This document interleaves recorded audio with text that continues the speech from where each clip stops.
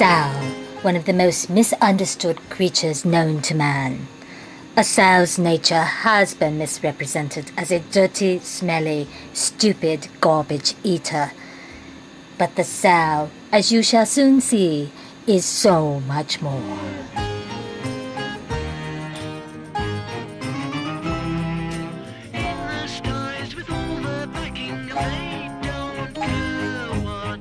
The sow is a thick-skinned, stocky descendant of the wild boar. The sow has a thick neck which is in direct line with its trunk.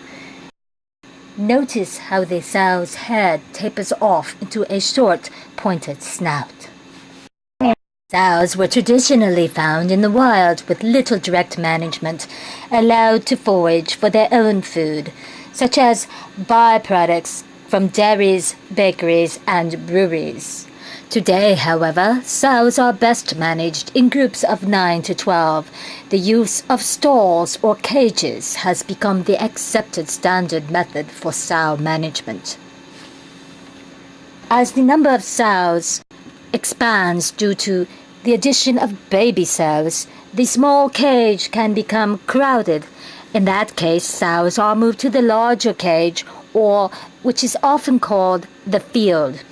The field can become more of a battlefield as other creatures also have entered into that area, thus prompting sows to carry with them a so-called weapon or device to protect their area.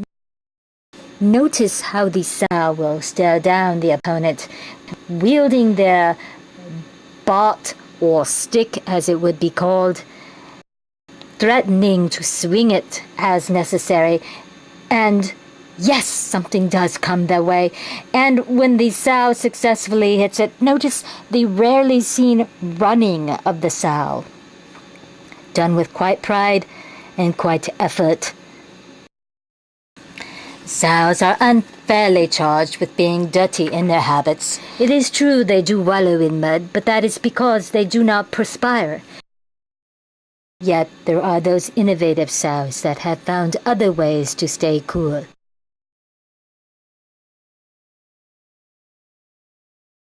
Then there are the sows who are more concerned about looking cool. Sows are intelligent. They have a highly developed vocabulary of sounds and are arguably more intelligent than dogs. Let's listen in.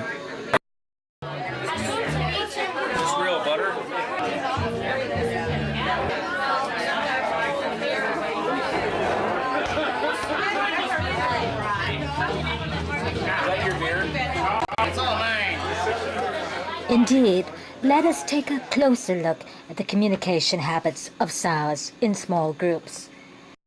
The mouth seems to be the major communication tool used among sows.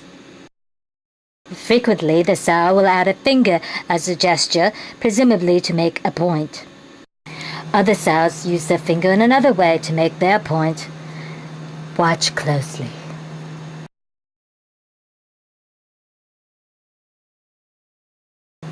Then there's the two-handed motion along with the mouth and the dim-witted scratching of the head, much like the cousin of the ape would use. Nothing brings more joy to a sow than eating, and indeed a sow will eat almost anything. Utensils are often used, but not required, and filling the mouth with as much food as possible at one time seems to be most satisfying. Sows, young and old, belly up to the trough, where a plethora of food products is on display. It is most important that food be provided at the rate that sows continuously eat it. Curiously, much of the food eaten by sows resembles their own body parts. Yet, the gods seem to shine down on such a practice. Eating and socializing goes hand in hand. Another popular spot for sows is the watering hole, at which much horseplay and gibberish takes place. It's at the watering hole that sows most resemble humans, as depicted in the book Animal Farm. Among each group of sows are the elders to be respected and mimicked.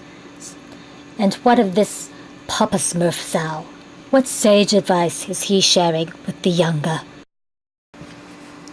At last, we bring you to the mating ritual of sows. Observe as the female sow is communicating and the male sow pretends to be listening. In fact, he even leads her to believe that he's interested in what she's saying. This, of course, delights her to no end. She completes the banter in the traditional sow way by putting food into her mouth. And what of the sow's future? As with any species, the future lies in the offspring and the successful rearing, so that sows can continue for generations to come.